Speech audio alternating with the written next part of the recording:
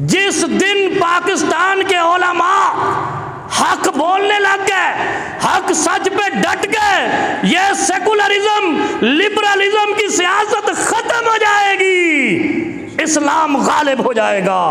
हम डरते हैं, बिल्कुल डरते हैं, सच बात नहीं करते, वो कर दें तो फिर छुपते हैं, और छुपने को जगह ना मिले तो मुनकर हो जाते हैं प्रेस कॉन्फ्रेंस करके, ऐसा को नहीं आख्या। इस्लाम के लिए पाकिस्तान बना था। पाकिस्तान का मतलब क्या? ला इलाहा इल्लल्लाह वलम यनकुसुल मिकियाल वल मीज़ान। जिसने वोट चुराया है उसने खयानत की है। फिर उस कौम पर अल्लाह ने ओखिज़ु बिस्सिन्नीन, कहत साली भी डालनी है, वह शिद्दतिल मऊना, रोज़ी को तंग भी करना है, वह जौर सुल्तान अलैहिम, इन पर बार बार अल्लाह ने जालिम हुक्मरान, जालिम सुल्तान मुसल्लत करने हैं।